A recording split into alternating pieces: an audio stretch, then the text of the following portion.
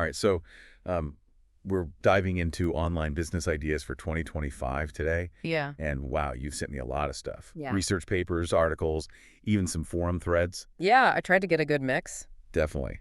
Looks like we'll be covering a pretty wide range too. AI, e-commerce, freelancing. Mm, I think there's going to be something here for everyone listening. yeah, definitely. And it's not just about, what's trendy right now, but more like how things might change, because online business, it moves so fast. For sure, for sure. Okay, well, speaking of fast moving, one thing that really jumped out at me was all this stuff about AI. Hmm. You've got some sources that are saying AI is already changing the game, even for entrepreneurs just starting out. Yeah, and what's really interesting is how AI is making it easier to get started. Like there are so many tools now that you can scale without, needing a ton of money up front. That makes sense, especially for someone who, is just starting out. I think one of the articles mentioned businesses using AI to take care of all those little tasks that could really eat up your time. Right. But what are some like actual examples of AI businesses? Well, one area that's really taking off is AI-powered content creation. So tools like Jasper and Write are being used to make all kinds of content, blog posts, marketing copy, even scripts. Wow, so you could have a first draft of a blog post in just minutes. Pretty much. That's wild, but wouldn't that make all the content sound kind of robotic? That's where you still need a human. These tools, they're helpers, not replacements. Think of it like this. They can get you past writer's block, help you come up with ideas and structure your content. But to make it really good, to make it engaging, you still need to use your own voice, your own style. So it's more like a super-powered writing partner than a ghostwriter. I like that. Exactly. That actually reminds me of something else I saw in the research about AI being used for marketing. It seems like AI can help you figure out stuff like email campaigns and make sure you're targeting the right people with ads. Absolutely. There are platforms like HubSpot and ActiveCampaign, and they're using AI to really understand customer data and then personalize messages. So instead of sending out the same email to everyone, you can tailor it, make it relevant to each person. So it's like having a marketing team that knows exactly what each customer wants. You got it. That's pretty powerful. Yeah. And then there's the whole thing with chatbots. I keep seeing that everywhere. Yeah, more and more businesses are using them for customer service to answer common questions, even to walk people through buying something. So you could have a chatbot on your website working 24/7, helping customers, and even making sales while you're sleeping. Exactly. Now, that's passive income. It is, but it's not just about automation. It's about making things better for the customer, more personalized, more efficient. Makes sense. Okay, so moving on from AI, I was really intrigued by all this stuff about digital products. That idea of creating something once and selling it forever is pretty appealing. Yeah, it's one of the best ways to really leverage your effort. You do the work up front to create the product, and then you can earn money for years without having to worry about, making more or storing boxes or shipping. So no late night trips to the post office. Exactly. I'm sold. But what kind of digital products are we talking about? Well, ebooks and online courses are always popular. If you know a lot about something, you can package that knowledge into an ebook or a course and sell it on platforms like Teachable or Udemy. That's great for anyone who loves to teach or, share what they know. It's like having a global classroom right from your home. And for people who are more visual, selling digital art and graphics is huge. Think printable wall art, social media templates, even custom illustrations. Platforms like Etsy make it easy to reach people. So you could create a design once and sell it thousands of times. Yep. That's incredible. What about for people who are more techie? If you're a developer, you can create software tools or apps that solve problems, and that can be a great business. Think of productivity apps or niche marketing tools. You can even make games. And a lot of people are making money with subscriptions. Okay, so now that you mentioned software, this reminds me of something you highlighted earlier, SaaS. Right, software as a service. The idea is you provide software on a subscription. So you're not just selling a one-time product, it's an ongoing service. So like instead of buying a software license, you pay monthly to use it. That makes it more affordable for businesses, right? Exactly, and it means a more stable income for the entrepreneur. Okay, so we've got AI-powered businesses, digital products. We even touched on SaaS. But what about e-commerce? It feels like there's a new online store every day. It is a competitive space, but there's still room for new businesses, especially if you find a niche. So instead of trying to be everything to everyone, you find your people. Exactly. Makes sense. But how do you stand out when there's already so much out there? I think the key is to specialize. Instead of selling tons of different things, focus on one category, something you're passionate about. It could be anything, sustainable fashion, Yeah. pet supplies, vintage stuff. So like a really carefully curated boutique instead of a giant department store. Yeah, but the thing is, by focusing on a niche, you attract a specific type of customer, and you can tailor everything you do to appeal to them. So it's about quality over quantity, connecting with the right people. Exactly. What are some other e-commerce models people should be thinking about? Subscription boxes are a great way to build a loyal customer base. You put together boxes around a specific theme, like beauty products, coffee, even outdoor gear, and people subscribe to get a box regularly. I love getting surprise packages in the mail. Me too. What about for people who like the idea of e-commerce but don't want to deal with storing and shipping products? Dropshipping is a good option for that. You're basically connecting the customer with a supplier. So when someone orders from your website, the supplier takes care of everything else. So you don't need to worry about storing or shipping anything. Nope. That sounds like a good way to start with less risk. It is, but you have to do your research and find good suppliers who will deliver quality products on time. That's good advice for any e-commerce business. Okay, another thing that came up a lot in the research was freelancing.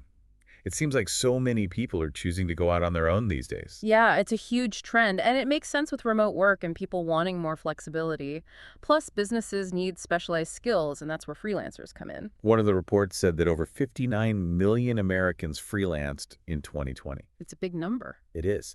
So what are some of the most popular freelancing skills right now? Well, graphic design and web development are always in demand. Mm. Businesses always need websites, logos, marketing materials, that kind of thing. Yeah, it's true. A strong online presence is so important these days. It really is. And then there's virtual assistants, which is really popular.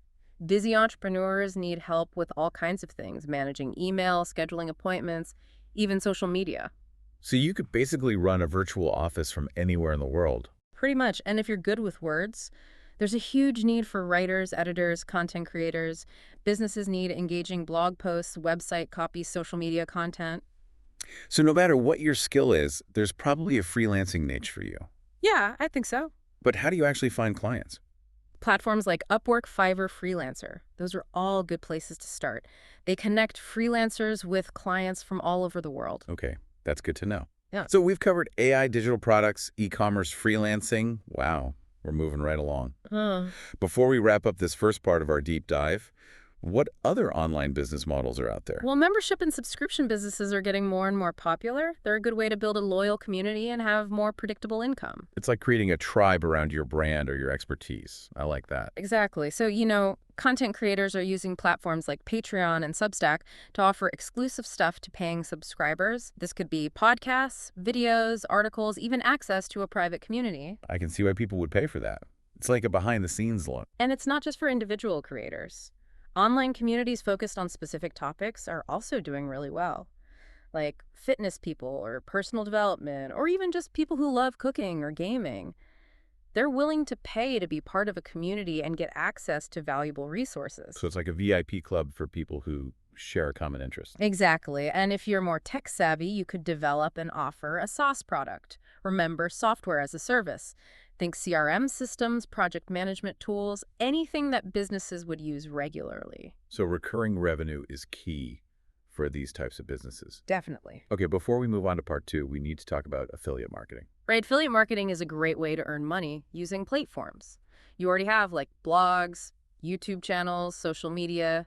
You promote other companies' products, and if someone buys something through your link, you get a commission. So you're basically recommending things you like and getting paid if your audience buys them. You got it. It's all about results. You only get paid if you make sales.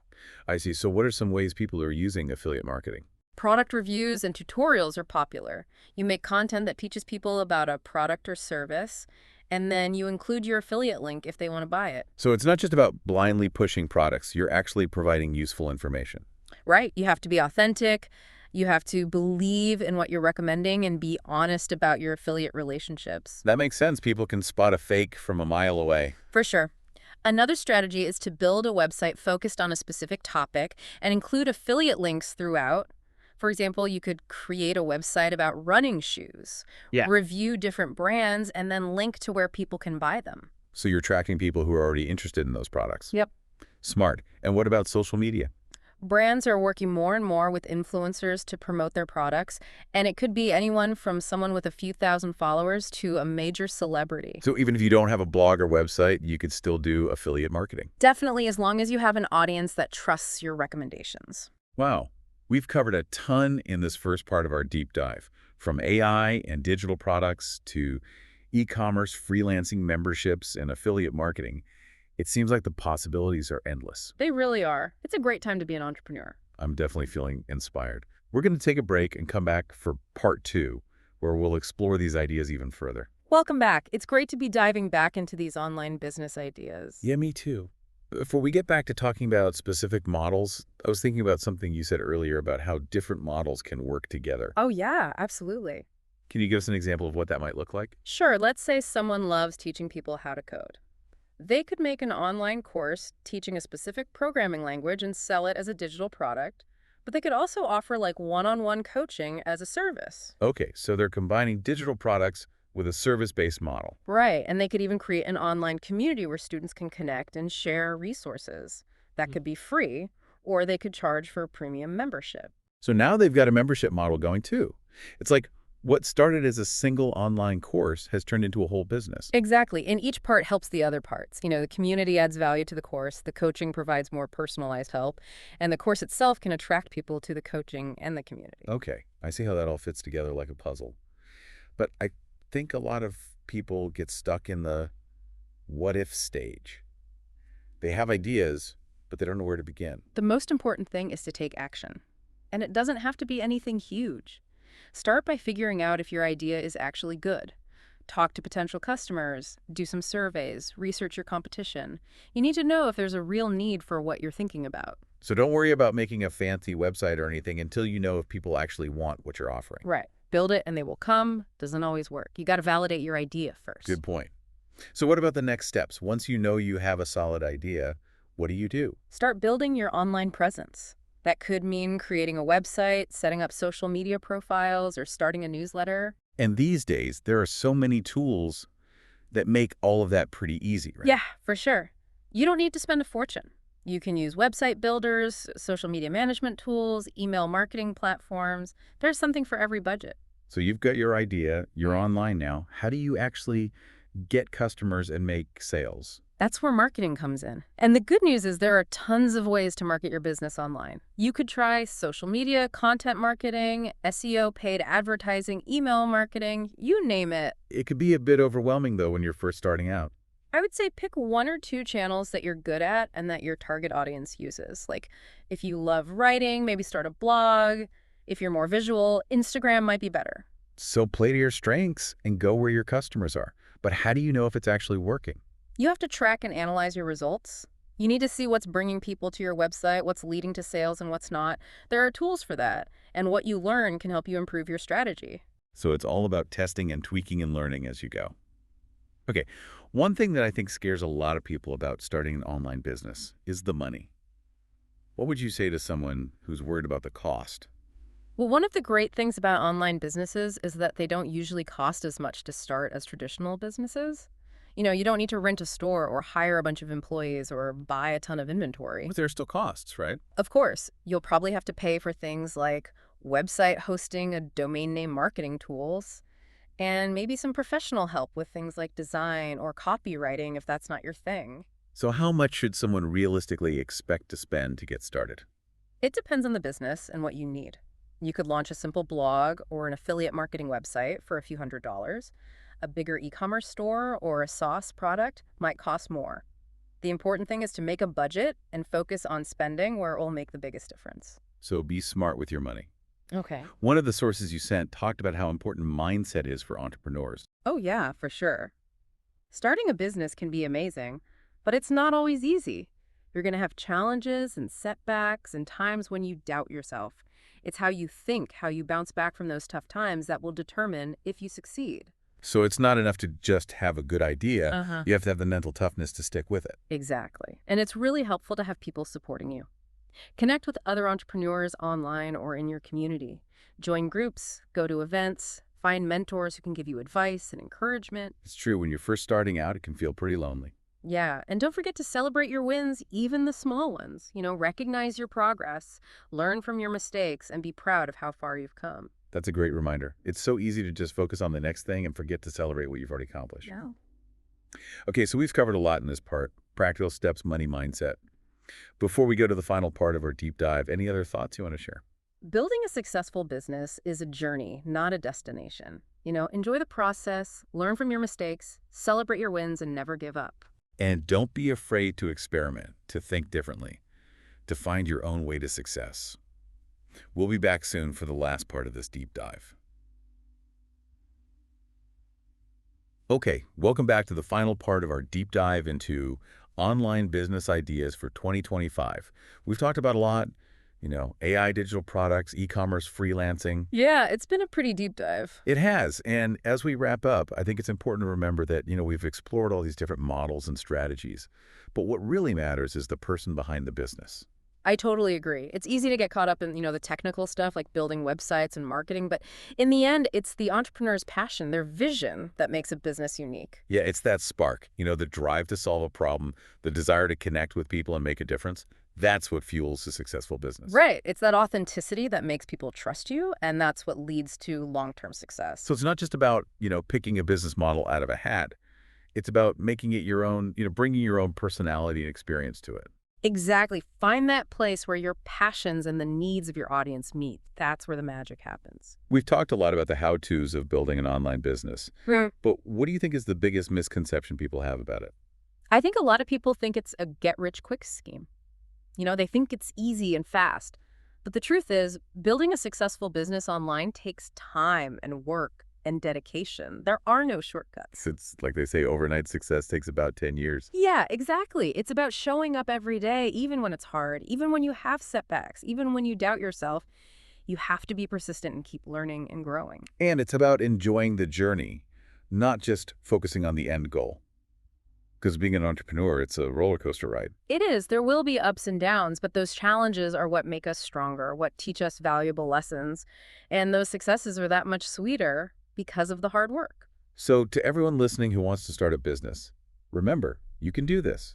You can take your passion and turn it into something amazing. You can make a difference and achieve financial freedom. Don't let fear stop you.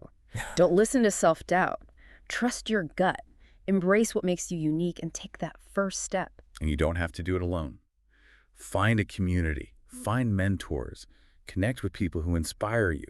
There's a lot of support out there. As we finish up here, I want to ask you something. What's that one idea that you keep thinking about? The one that makes you feel excited. Yeah. What's that dream you've been putting off, that business you've always wanted to start but haven't? Because now is the perfect time. The world needs your ideas, your creativity. So take that first step, even if it's small. Start exploring, start learning, start creating. And who knows, maybe next year we'll be talking about your success story on this show. That would be awesome. Until then, keep dreaming, keep working, and keep believing in yourself. We'll be back next time with another deep dive into the exciting world of online business. Thanks for joining us.